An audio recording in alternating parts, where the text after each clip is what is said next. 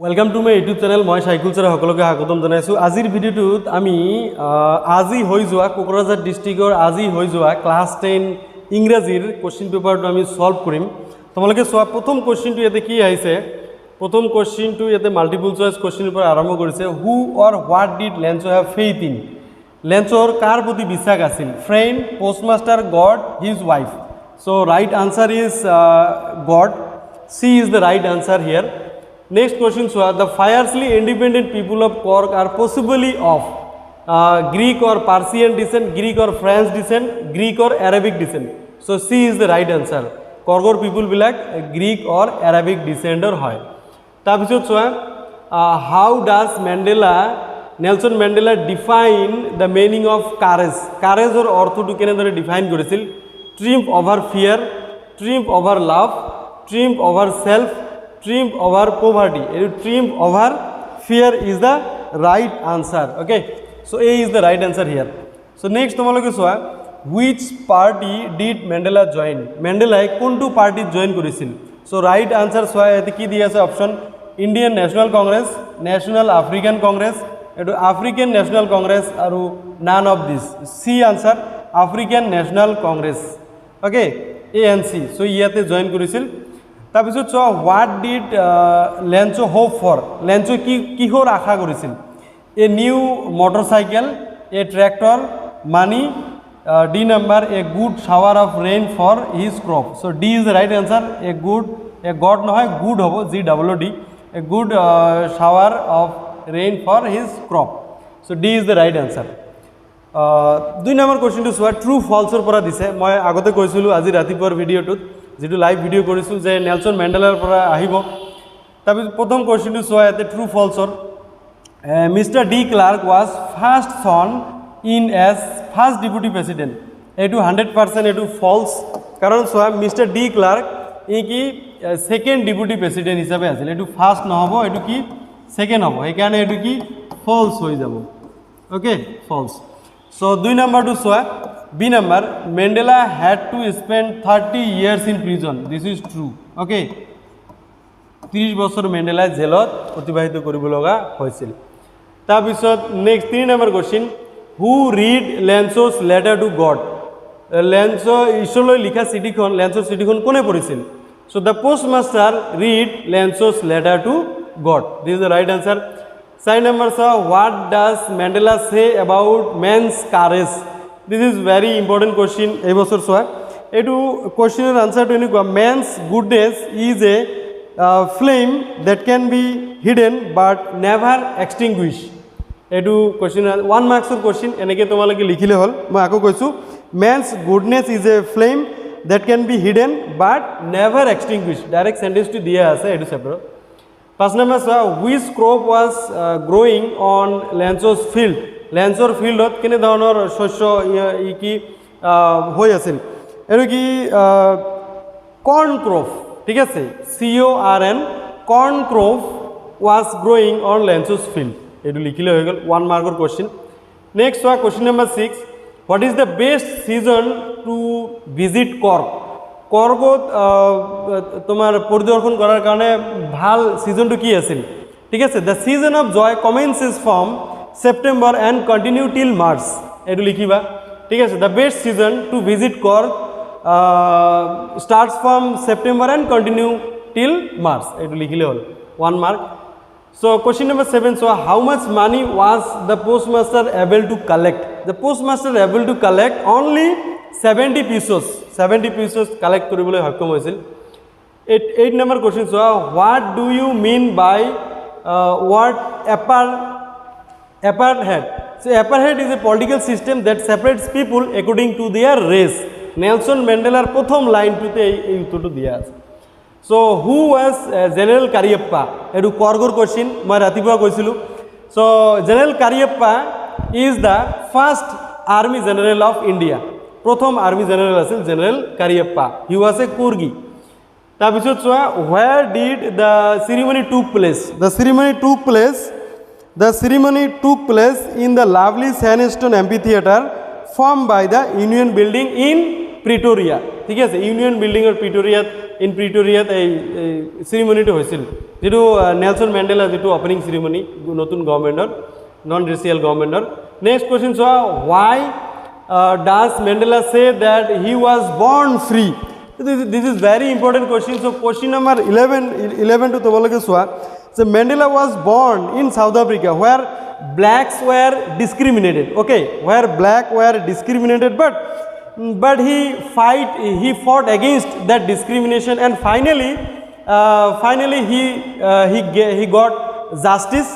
So that is why he says that he was born free, ঠিক আছে। তেওঁ বৰ্ণ বৈষম্য নীতিৰ বিৰুদ্ধে তেওঁ আন্দোলন কৰি অৱশেষত তেওঁ জয়ী হ'বলৈ সক্ষম হৈছিল, ঠিক আছে। চ' সেইকাৰণে তেওঁ কৈছে হি ৱাজ বৰ্ণ ফ্ৰী।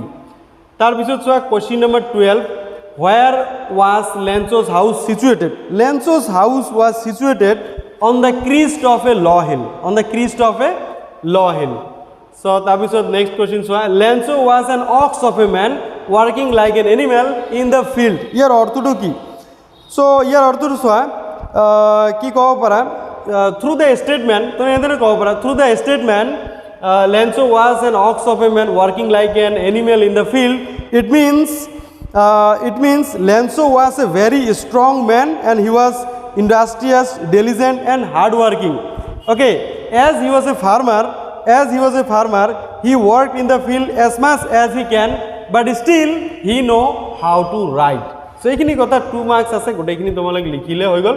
তাৰপিছত what twin obligations does Mandela mention? কি দুটা টুইন অব্লিগেশ্যনৰ কথা মেণ্ডেলা উল্লেখ কৰিছিল?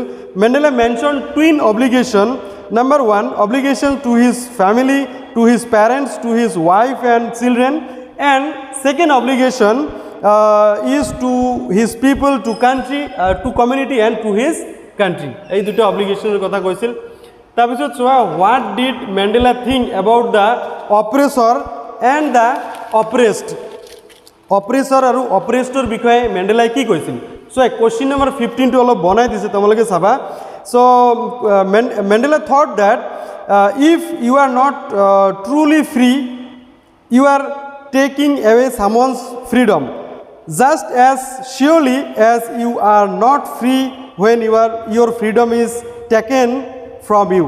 So that is why Mandela thought that the oppressor and the oppressed, that is why the Mandela thought that the oppressed and the oppressor alike are robbed of their humanity. Okay, so এইখিনি তোমালোকে লিখিলে হৈ যাব 2 মাৰ্কছৰ কাৰণে। Next আছে, what is the story about the Kodabu people's descent? Kodabu people means people of Kork. The people of Kork are known as Kodabu. The Kodabu people, about the Kodabu people descent, there is a story that a part of Alexander's army moved along the coast and settled there.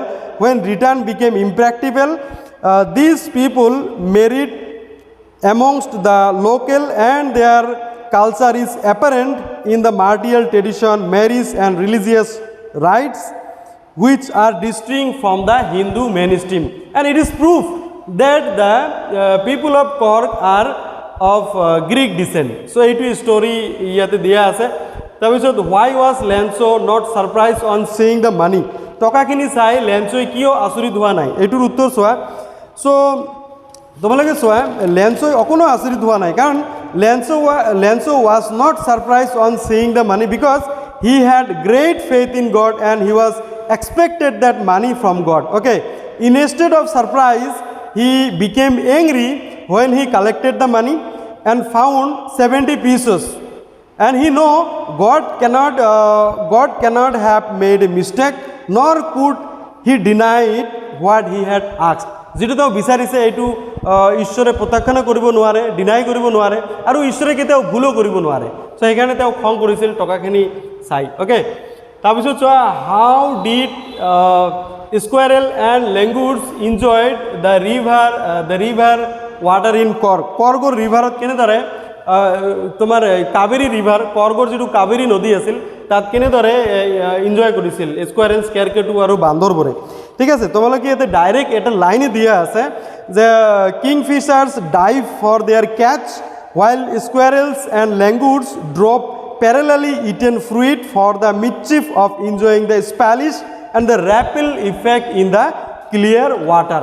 So এইখিনি directly লিখিলে তোমার হয়ে যাব okay 2 marks হয়ে যাব এতে sir next B section তোমালোকে সোয়া choose the correct answer from among the alternative given for the following sentence.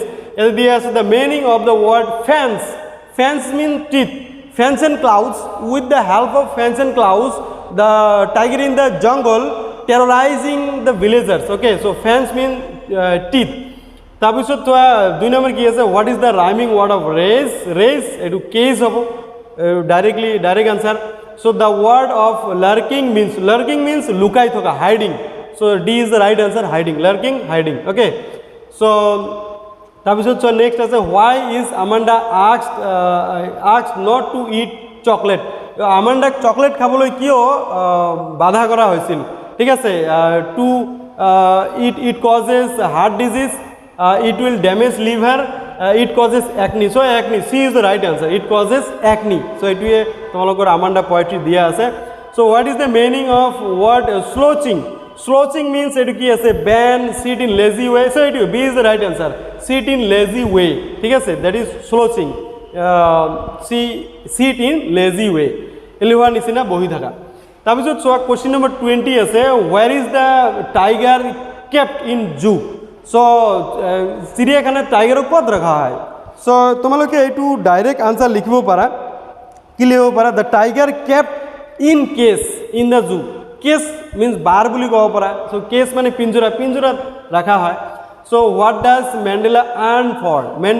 Mandela নহয় Amanda earn for. Amandaৰ আকাংক্ষা কি আছিল ঠিক আছে Amanda earn for freedom, স্বাধীনতাৰ তেওঁ আকাংক্ষা কৰিছিল okay. So question number 21 Amanda earn for freedom. তাৰপিছত 22 চোৱা where should the tiger be lurking? তো ইয়াতে চোৱা 20 কে নম্বৰ আছিল 22 number the tiger should be lurking in the shadow sliding through long grass near the water hole where palm deer pass. হকত হৰিণাবৰ যত আহে water body নিজৰাৰ পাৰত কি বাগৰি থাকিলে হেতেন lurking মানে লুকাই থাকিলে হেতেন okay. So lurking in the shadow so সাত লুকাই থাকিলে হেতেন. তাৰপিছত যেহেতু 2 নম্বৰ দিছে গোটেইখিনি অলপ বহলাই অলপ লিখিব লাগিব 2 মাৰ্কছৰ কাৰণে 35-40 ওয়াৰ্ডৰ ভিতৰত লিখিব লাগিব. তাৰপিছত 23 what could Amanda do if she were a merry maid? মৎস্য কন্যা হলে Amanda কি কৰি থাকিলে হেতেন? If Amanda were a merry maid, she could live a life freely in the Emerald Sea.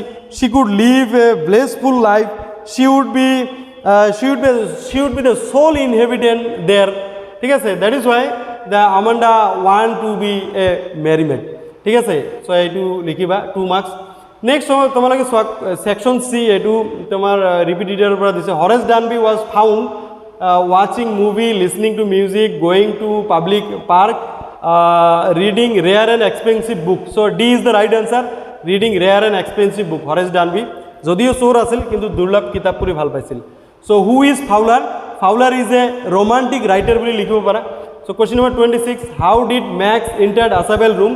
So Max entered Asabel room through a pass key. মানে এটা duplicate চাবিৰ দ্বাৰা সোমাইছিল পাস কি বুলি লিখি দিলে হল. 27 how did not feed any description who did not feed any description of a secret agent? So Asabel did not feed any description of a secret agent কারণ Asabel fat আছিল দেখাত অলপ চাপৰ আছিল কোনো বন্দুক না আছিল লগত ইমানখিনি লিখিব নালাগে ডাইৰেক্ট এতে লিখিবা Asabel did not feed any description of a secret agent. So where was the safe কত আছিল সেন্দুকটো কত আছিল সো হৰেছ ডানবি এটু যেটো চ্যাপ্টাৰ আছে তাতে আছে the case was in শতবাৰ গ্যাৰেজত এই কেছটো আছিল ঠিক আছে 15000 পাউণ্ডৰ এটু জুৱেলছ তাত আছিল. সো শতবাৰ গ্যাৰেজ বুলি লিখিলে হ'ব. এটু কোৱেশ্চনটো অলপ ভুল দি আছে এটু হৰেছ হ'ব. Question number 29 Horace Danby was a good and responsible but not completely honest. So why do you think this description is suitable for Horace Danby? কিয় তুমি ভাবা এই ডেসক্রিপশনটো এই বৰ্ণনাটো হৰেছ ডানবিৰ ক্ষেত্ৰত কাৰেক্ট হৈছে? তোমালোকে এইটো বৰ্ণনা যেহেতু 5 মাৰ্কছৰ কোৱেশ্চন সো হৰেছ ডানবি তেওঁ এজন লকাৰ বনোৱা এজন মানুহ আছিল তেওঁৰ দুটা কৰ্মচাৰীও আছিল 50 বছৰ বয়স আছিল কিন্তু তেওঁ সম্পূৰ্ণৰূপে অনেষ্ট নাছিল, তেওঁ মাজে সময়ে চুৰ কৰে। গোটেই বৰ্ণনাটো দিব লাগিব। ইয়াতে 5 নম্বৰ আছে, তোমালোকে দুটামান পেজ লিখিব লাগিব, তোমাৰ 150 ৱৰ্ডৰ ভিতৰত তোমালোকে লিখিব লাগিব। অ'কে, তাৰপিছত চোৱা, how did Ausable manage Max believe that there was a balcony attach to his room. আজাবেলে কেনেকৈ মেক্সক বিশ্বাস জগাইছিল যে তাৰ ৰুমৰ সংলগ্ন এটা বেলকনি আছে। ৰাতিপুৱা মই এইটো কুৱেশ্যন তোমালোকক কৈছিলোঁ, এই দুটাই কৈছিলোঁ, দুটাই চোৱা ইয়াতে আহি গৈছে। ঠিক আছে, তোমালোকে নিশ্চিতভাৱে পৰীক্ষাত লিখিব পাৰিছা মই ভাবোঁ। ইয়াতে ডি ছেকশ্যনটো চোৱা, ডি ছেকশ্যনত ইয়াতে কি আছে, প্ৰথম কুৱেশ্যনটো তোমালোকে যদি চোৱা, so' did you buy dash orange today, এইটো এনি অৰেঞ্জ হ'ব, ডাইৰেক্ট আনচাৰ। তাৰপিছত 2 নম্বৰ চোৱা, his brother dash university student, a university student. C নম্বৰ a busy person has a little time to waste, a little time বুলি তুমি লিখিবা। Okay, তাৰপিছত 31 নম্বৰ question, use the correct tense from the verb. I go' out before I কেম হিয়াৰ। চ' ইয়াতে চোৱা, মই তোমালোকক অলপ দেখুৱাই দিছোঁ, তোমালোকে চোৱা, এইটো কি বিফৰ আছে, তাৰ পিছত কি আছে পাষ্ট ইনডিফিনিট। চ' আগৰটো কি হ'ব, পাষ্ট পাৰফেক্ট হ'ব, এইটো কি হ'ব হেড গন হ'ব। ঠিক আছে, had gone. So' he had gone out before I came. তাৰপিছত I don't make a noise, তো হি এইটো কি হ'ব, ইজ শ্লিপিং। ঠিক আছে, ইজ শ্লিপিং হ'ব। চ' নেক্সট তোমালোকে চোৱা, আই অলৱেজ, যিহেতু অলৱেজ আছে প্ৰেজেণ্ট ইনডিফিনিট, চ' এইটো কি হ'ব, হি আছে গেটছ হ'ব। চ' হি থকাৰ কাৰণে ইয়াতে ভাৰ্বৰ লগত এড যোগ হ'ব। তাৰপিছত চোৱা, I read in this school since 2019, so' এইটো প্ৰেজেণ্ট পাৰফেক্ট কণ্টিনিউৱাছ টেন্সত হ'ব। আই আছে, এইটো কি হ'ব, have been reading, READING, present perfect continuous tense. ঠিক আছে, I have been reading in this school since 2019।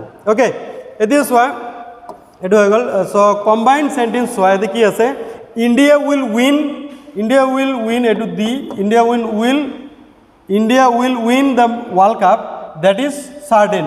ঠিক আছে, দুটা চেণ্টেন্স তুমি এনেকৈ লিখিব পাৰা, it is certain that India will win the world cup, হৈ গ'ল। It is certain that India will win the world cup. So' এইটো বেলেগ ধৰণে তুমি লিখিব পাৰা। চ' এইটো মই কৈছোঁ। 2 নম্বৰটো চোৱা, the old man is very weak, he cannot walk, তুমি এনেদৰে ডাইৰেক্টলি লিখিব পাৰা, the old man is very weak that he cannot walk, নাইবা টু দি কৰিব পাৰা, the old man is too weak, TOO, the old man is very ঠাইত too লিখিলা, টু উইক, এইটো নিলিখি টু ৱাক। চ' এনেকৈ লিখিলেও হৈ যাব। ঠিক আছে, চ' এনেদৰে বিভিন্ন প্ৰচেছত তুমি কম্বাইন চেণ্টেন্স লিখিব পাৰা। তাৰপিছত চোৱা 33 নম্বৰ যি চুজ দ্য কাৰেক্ট অল্টাৰনেটিভ, এটা দিছে। চ' এ নম্বৰ দিছে, none could read the letter as the handwriting was. চ' হেণ্ড ৰাইটিঙৰ কথা যিহেতু কৈছে, এইটো ইলিজেবল হ'ব, ILL, অস্পষ্ট, এইটো ইলিজেবল মানে এইটো যোগ্য। চ' এইটো right answer is eligible, ILL। Okay, 2 নম্বৰটো চোৱা, the tiger is a beast of, এইটো প্ৰে, PREY। অ'কে, চ' এইটো তোমালোকে চাবা, এইটো ইলিজেবল হ'ব আৰু এইটো প্ৰে হ'ব। ঠিক আছে, PREY। এই PREY যিটো, এই প্ৰি মানে এই প্ৰে মানে হাণ্টিং, আৰু এই প্ৰে মানে প্ৰাৰ্থনা কৰা। চ' এইটো নহ'ব, এইটো হ'ব। অ'কে, তাৰপিছত চোৱা, মেক চেণ্টেন্স দিয়া আছে, carry on. So' carry on চোৱা, কেৰি অন কি দিব পাৰা, carry on your practice till afternoon, এইটো দিলা। তাৰপিছত মেক আউট দিলা, তুমি কি দিলা, make out in the case of in the cause of time everything will make out. ঠিক আছে, মেক আউট মানে কাম ইন টু ভিউ, ওলাই আহা। So' in black and white তুমি এনেকৈ লিখিব পাৰা। So' black and white is a situation which helps to understand what is right or wrong. So' ইয়াৰ অৰ্থটো তুমি লিখি দিব পাৰা। চেণ্টেন্স মেকিং কৰিব দিছে, গিভ আপ মানে ত্যাগ কৰা, give up your bed habits দিব পাৰা।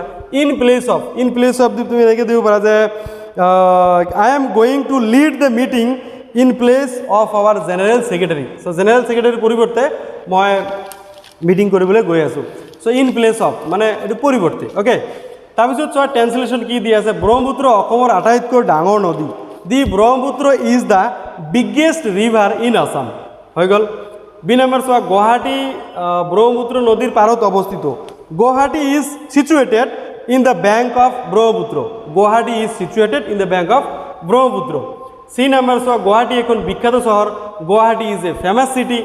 ডি নম্বৰ, গুৱাহাটীত ভালেমান স্কুল কলেজ আছে, এইটো লিখিব পাৰা, দেৰ is a lot of schools and college in Guwahati তাৰপিছত তুমি কেতিয়াবা গুৱাহাটী দেখিছানে ঠিক আছে এইটো প্ৰেজেন্ট পাৰফেক্ট টেন্সত লিখিব লাগিব ইন্ট্ৰ কোশ্চেন বনাব লাগিব সো হ্যাভ ইউ ইভাৰ এতেকে গৈ আছা so gone so have you ever gone to Guwahati এনেদৰে লিখিলে হৈ গ'ল ই নাম্বাৰ ওকে তুমি কেতিয়াবা গুৱাহাটীলৈ গৈছানে সো ইয়াতে চোৱা তোমালোক এটা বস্তু মন কৰিবা তো ট্ৰান্সলেশ্যনৰ অৰ থাকে সাবষ্টেন্স সো এইটো ধুনীয়া সাবষ্টেন্স এটা দিয়া আছে হেল্থ ৰিলেটেড সাবষ্টেন্স মই পঢ়ি চাইছোঁ তোমালোকে পঢ়ি চাবা এই সাবষ্টেন্স লিখাৰ ক্ষেত্ৰত তোমালোকে মনত ৰাখিবা যিবিলাক ডিষ্ট্ৰিক্টত পৰীক্ষা হোৱা নাই এই গোটেইখিনি তোমালোকে পঢ়িবা ঠিক আছে এই ইয়াতে পঢ়ি তুমি যেটো লিখিবা ইয়াতে 1/3 হ'ব লাগিব তুমি অলপ কমাই লিখিব লাগিব ম্যাক্স 50%তকৈ কম ঠিক আছে লেস দেন 50% ইয়াত যিমান ওয়ার্ড আছে সো ইয়াত 50%তকৈ যাতে বেছি নহয় তাতকে যাতে কম হয়